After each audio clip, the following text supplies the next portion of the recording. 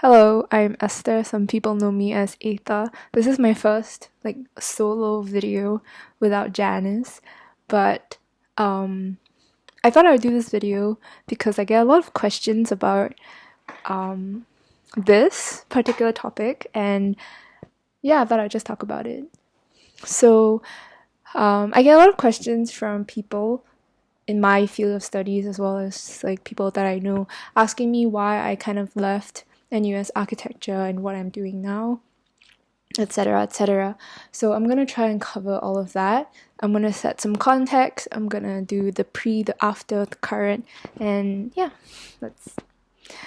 So, I after my A levels, I applied for a few schools. Actually, throughout my education, I've been applying to schools because I've always wanted to study overseas. Partly because there was a lot of appeal in being abroad, and also because I knew that the type of education that I'd be getting would be different. I think even at a very young age, I kind of idealized the concept of living abroad and studying abroad because it was something that I knew would be a very different experience. And having grown up in Singapore and having spent my whole life there, I wanted something slightly different from my tertiary education. So I've been applying to colleges and universities since I was maybe 17, which is the first year of JC. And I've done a lot of I did a lot of prep that kind of was supposed to help me get there. I say supposed to because I'm still talking in the mindset of I'm still in Singapore. But I started taking my ACTs and my SATs at 15 because I really wanted to study in the US. And I've retaken them. I retook them at 17. And at 17, I started applying for colleges again. I started applying for colleges and I did get into a few, but my family and I decided that it wasn't really a good idea because given that I was from the integrated program I didn't do my A levels and I didn't do my O levels and I don't have an O level cert. The only thing that I had to fall back on was PSLE, and if I didn't follow through with college or university, I would not really have a certificate of much importance in terms of education level. So at 18, right before A levels, because the deadlines and everything are different, I reapplied for colleges in the States. And I applied for colleges in the States and I applied for local Singapore colleges and universities. I didn't actually so my mindset with my parents and our mindset with education is that NUS is a good school. Definitely, there's that ranking stuff. Ranking wise, NUS is good, and if I were to apply for an overseas college, it would have to be somewhat comparable or a bit more prestigious than NUS because it's going to be really expensive, and I want to make sure that I'm getting a good quality education. So I only applied for schools that I thought were a bit kind of in the same area with NUS or a bit better because I didn't want to waste that money when I could be getting a similar quality education. And this is just talking only about academics, nothing else. So I applied after my A levels, but throughout JC I didn't really do very well. I had ups and downs and my grades weren't very consistent. Even though my A level grades were good, I got 90 rank points out of 90. It didn't really matter because the A level results came out too late for my college apps, and also with my extracurriculars and stuff, it wasn't super well rounded. I just wasn't a very good candidate. So I didn't get into any US schools, and it was a really big hit at that time because that was a dream of mine for a very long time. But I also applied for local U's, as I said, and I knew I knew when I was applying that I really wanted to go into architecture, but I did actually look at other courses, and I had a very hard time picking between this course in NTU called IEM, which I think is Information Engineering and Technology or something, with a minor in like art, I think. I'm not very sure. And NUS Architecture. Eventually, I decided to go into NUS Architecture because I knew that engineering wasn't really something that I wanted to be doing. So I went into Archi and I did 2 years there. So at the end of my first year, I kind of like toyed with the idea of transferring abroad because I really wanted to get that education, that education, the experience of being abroad, studying abroad, and this was something that my parents were also very supportive of, and in fact, really wanted for me. Both of us, all three of us, shared the same mindset towards studying abroad. So I did start looking at applying at kind of throughout my second year, and I eventually applied at the end of my first semester in the second year. So year 2, sem 1, I started applying for colleges.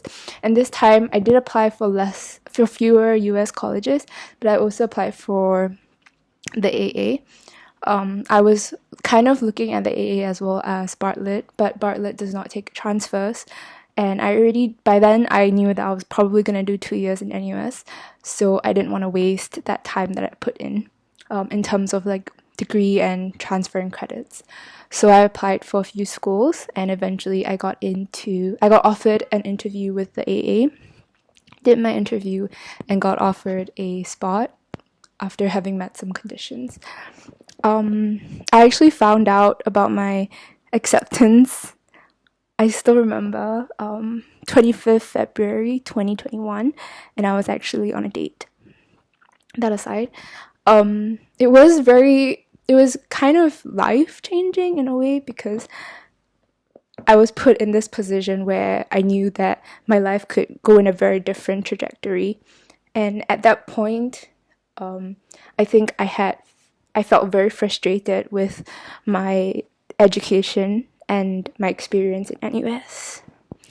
I'm not gonna shit on NUS, that's not what I'm doing here. In fact, I'm very grateful for the quality and the education that I did receive there, and I think that it has made me a better student as well as a student of architecture as well as a better like citizen of Singapore, of the world.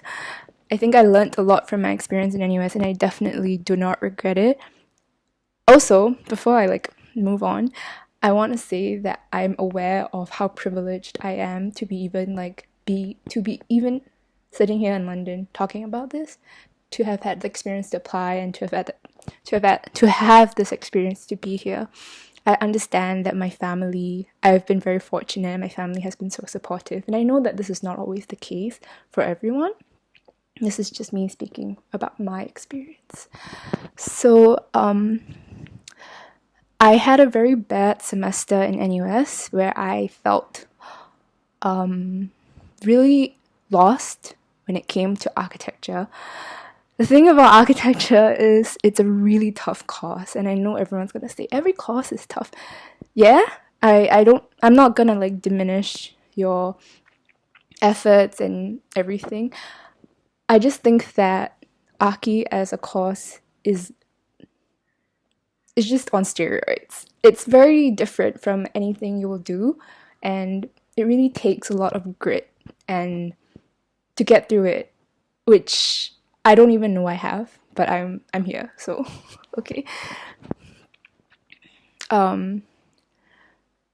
I feel like, to me, architecture is very not only mentally demanding but also physically demanding, because there's that mental aspect of creativity, designing, solving problems, but there's also that whole aspect of having to make things, having to produce things, and that's not always the case for most majors.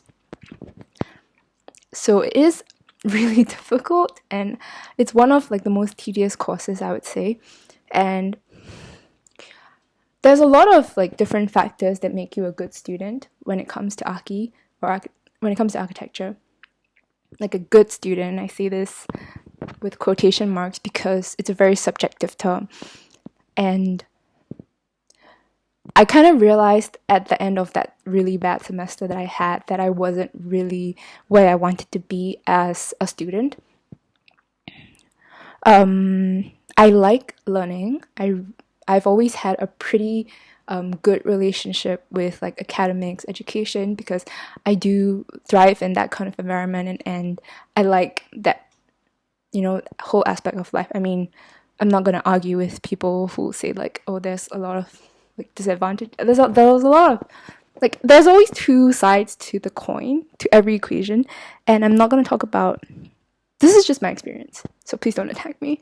But I've always had a relatively positive relationship with education and my academics. I did do well in school most of the time, and I do enjoy that academic validation, and I do enjoy learning and kind of pushing the boundaries with my brain. But I got to a point where I felt so frustrated with myself as well as with my education that I knew that I had to do something about it.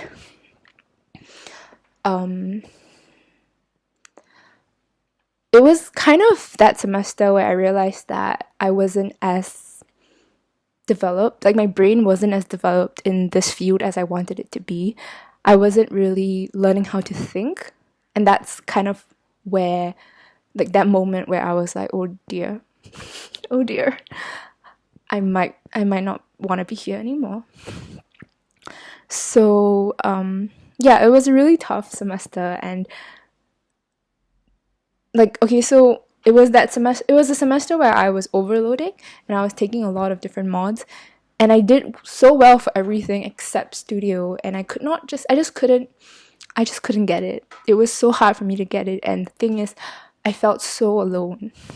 I had my friends, I had my studio mates, I had my like batch mates and everything, but I truly felt like I could not, like I felt so helpless, and it was this cycle of like every week tutorial, not being able to show anything, not being able to like produce, not being able to do anything.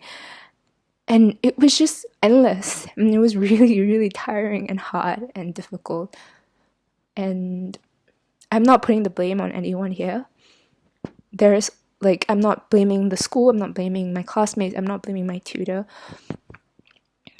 Like, I myself know that if I wanted to, I could have, but I was not in a good state. I was just really, really broken mentally, so I could not do anything.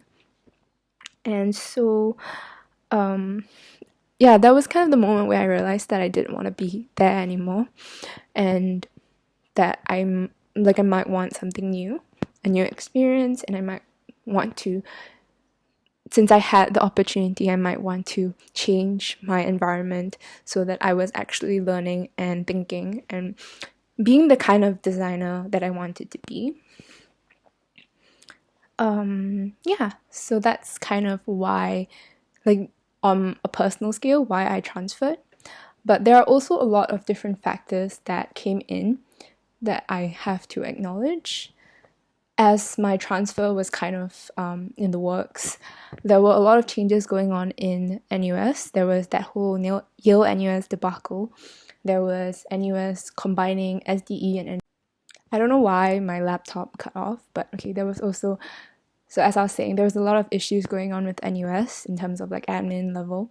There was the Yale NUS thing, there was engineering and SDE combining schools, and there was also talks of NUS pulling out of REBA, which is the Board of Associates here in the UK. I don't know about the REBA, whether they're actually rumors or whether it happened. I'm not going to talk about that, but it was a lot of changes happening, and it was also kind of when I realized that maybe I wanted a bit more autonomy in my education.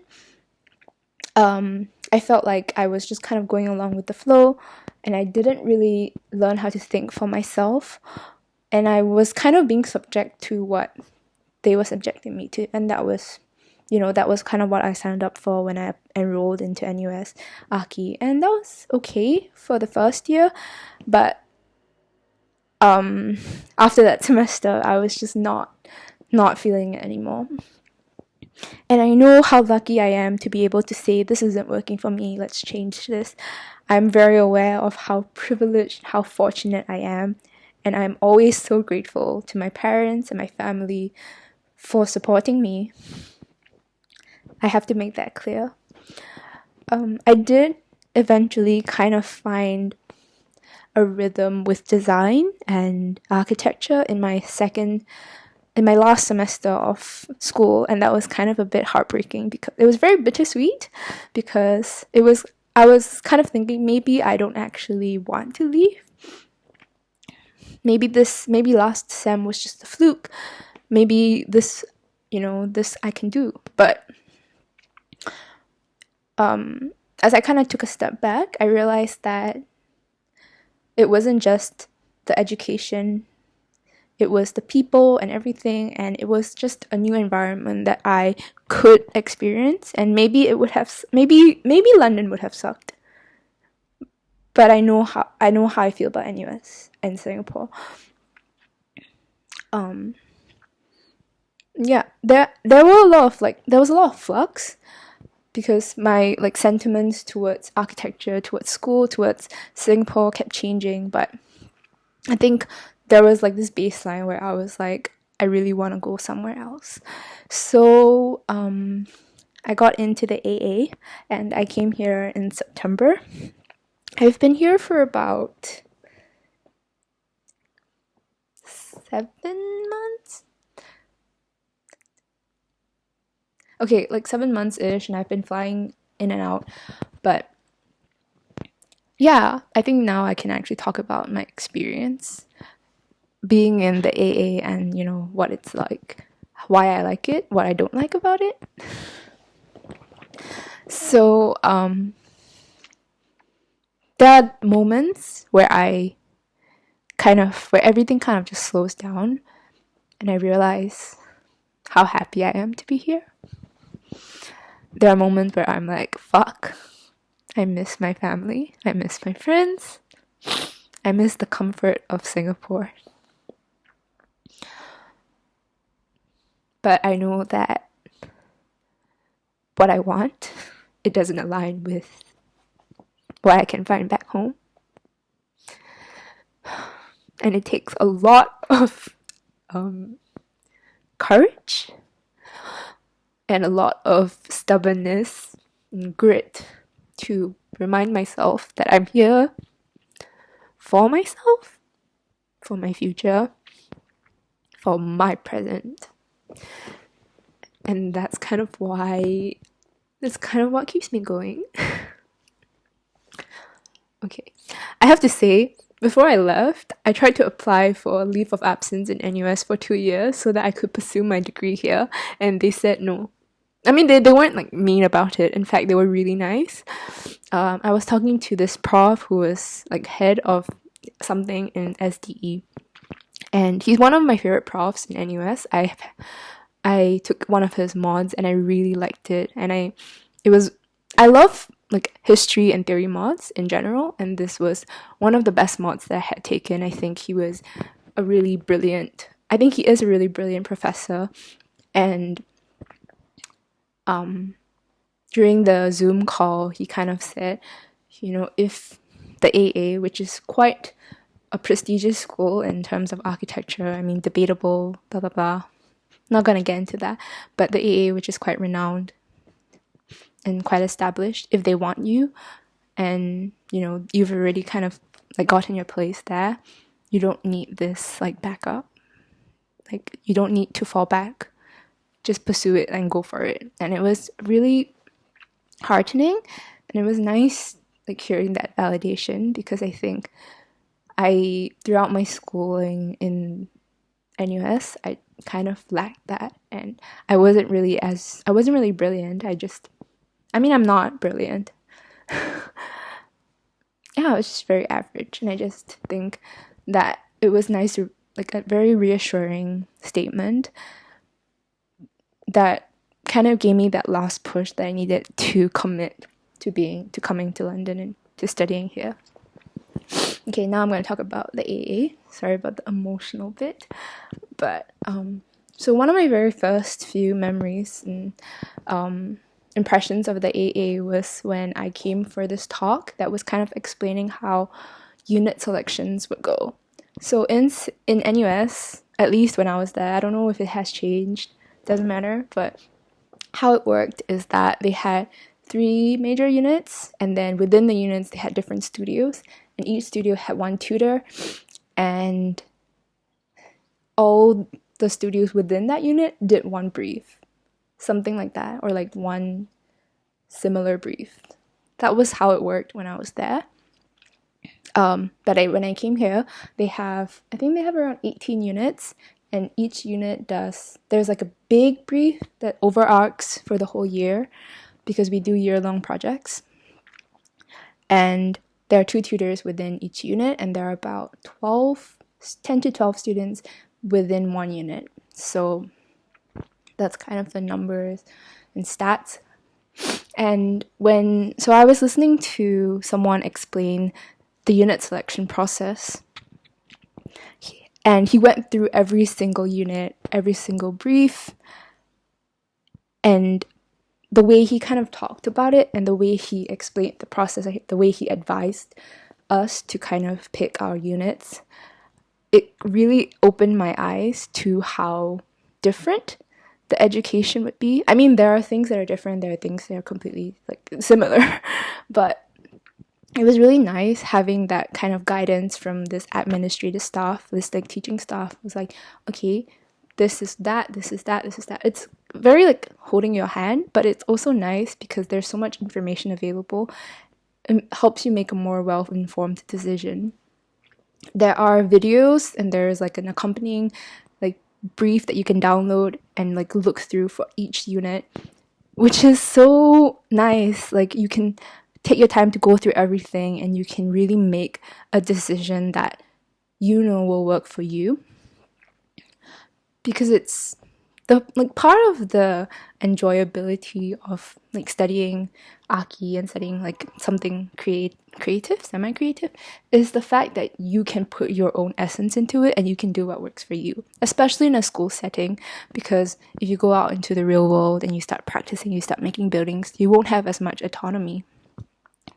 And it was really nice having this, all of these like little building blocks that were going to help me make my decision. So yeah, that was really nice for me. In NUS, they do the brief, if I'm not wrong, if I remember correctly. They do provide a brief that you can look through. But within the brief, like the unit, the brief is for the unit, and there are still things within the unit. Like there are still divisions within the unit. So it's not always it's a bit like luck-based, probability-based, and you have a bit less autonomy, which was kind of scary for some, especially if it was kind of scary. I picked this unit partly because I had a hard time picking units. Like I went through everything and I was trying to extract what I wanted to learn, what I didn't want. And one of my seniors was talking to me about this unit that I'm actually in, which is 10. It's the brief for the year is half, but it doesn't matter. And she was kind of telling me that what she got out of it was really what she was telling me what she got out of it, and I've also heard like other people talk about it. And the thing is, I knew that it was going to be like a really intense brief for me. It was something that's going to be like super uncomfortable for me. It wasn't like me doing things that I can do and like enjoy doing. It was going to push me out of my comfort zone. And I only have 2 years in the AA because I transferred. Oh, sorry, I forgot to talk about that, but we'll talk about it later. And I knew that in my first year, that was my year to kind of explore and experiment and just like go ham.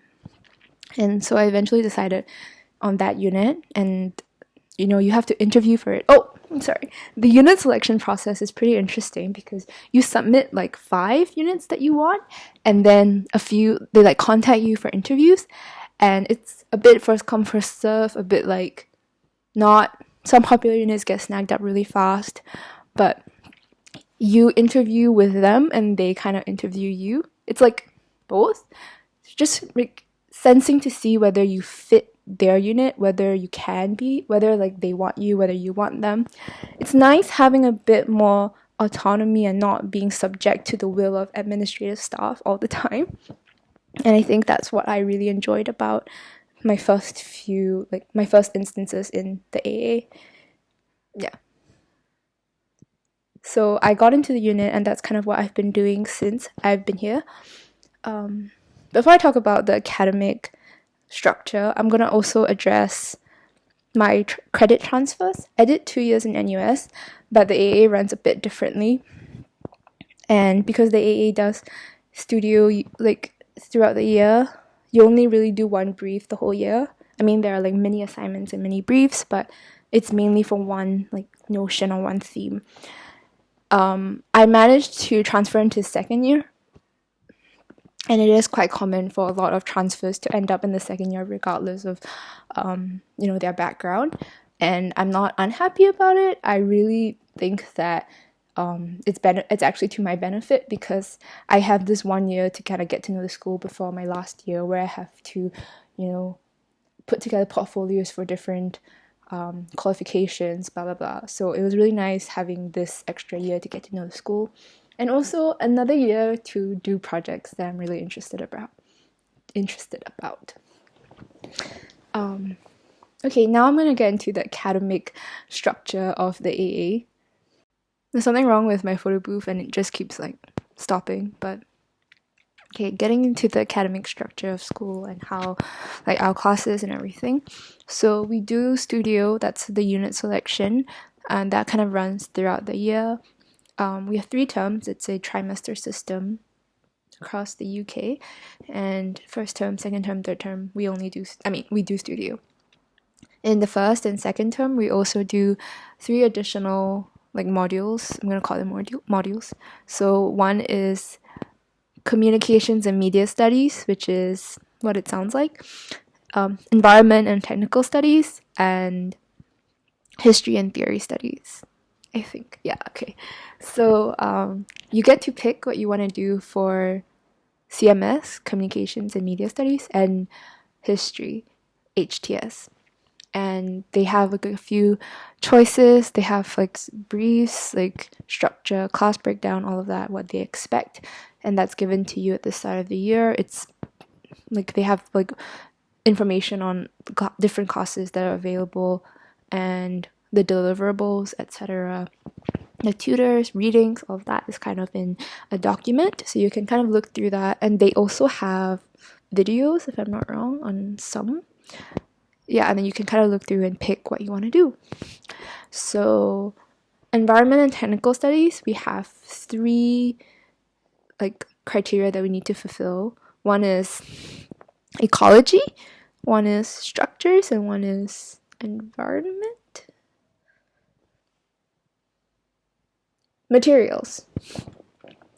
Ecology and environment, structures, and then materials. So you do environment and materials in the first term, and then you do structures in the second term. That's boring. I'm not going to talk about that. I mean, I like, as I've mentioned, I like learning, so I do actually like the lectures and stuff, but I'm not going to talk about that. Actually, I'm not going to talk about the non... Okay, they're called the core studies, and they're supposed to supplement your studio, and it's really nice. I really enjoy all of them. For my core studies this year, I did photography. I did like film self-portraiture. I did construction of an image, which is creating based off, it's very much like A-level or O-level art. And then for my history and theory, I did public art, and then I did another one on ways of drawing, which is kind of looking at projections and drawings in architecture.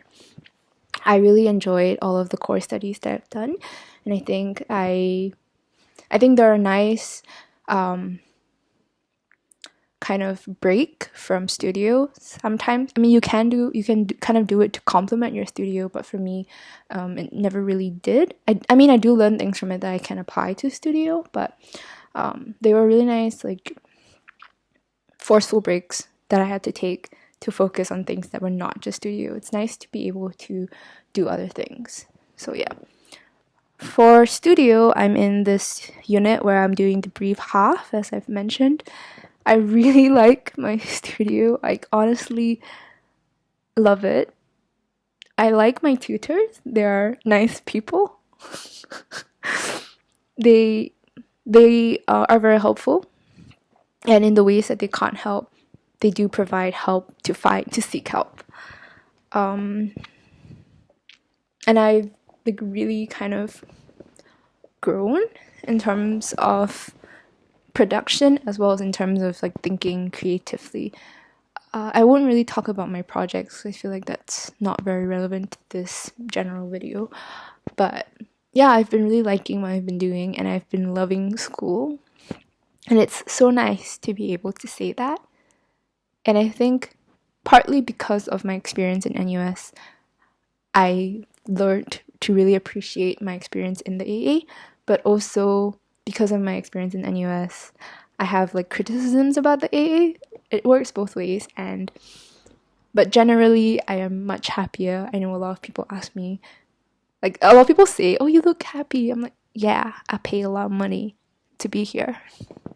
I mean, my parents do pay a lot of money. The fees are not comparable to NUS. But I'm really, really enjoying school, and I'm really enjoying what I'm doing. I love the feeling of being excited about what I'm working on. I love that I'm producing work that I'm proud of, that I can show and be like, this is mine. I did this. It came out of this little brain.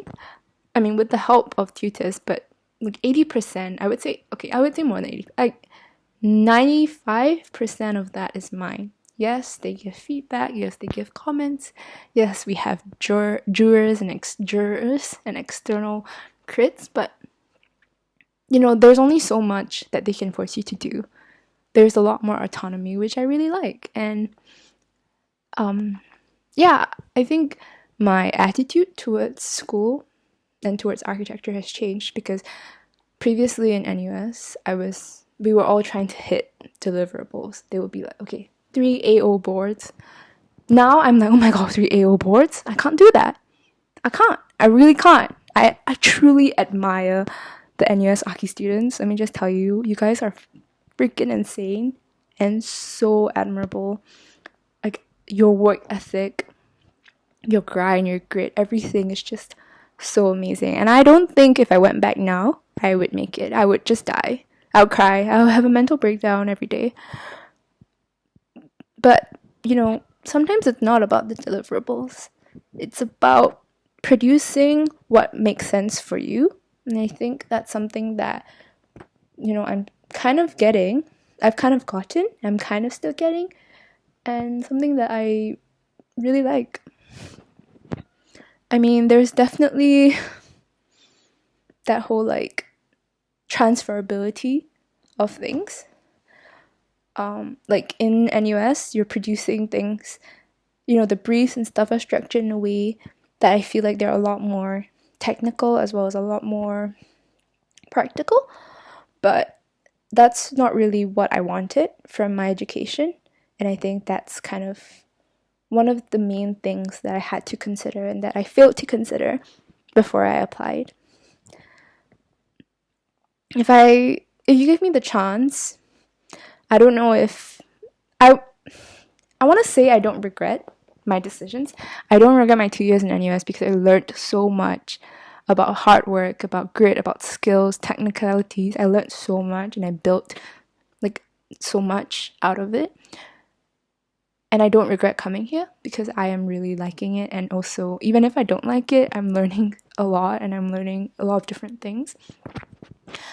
I don't want to regret anything, and I don't regret anything. I try not to do that just in general, just because I feel like it's a very poor way of looking at things. But yeah, that's kind of why I left Singapore, why I'm here, and how I'm doing. So I hope that this video was a bit enlightening or enjoyable or interesting a watch. It was something that I never really thought about talking about, but I think because I feel like my closest friends, I'm like, yeah, this is why I left. This is what I want out of my life. But I get questions from other people too, and I never really considered that people would be interested to know about this. And yeah, I think that's the end of my video. If you have any questions about the transfer process, or if you're like in London, or okay, whatever, just hit me up. Yeah. Okay, thank you.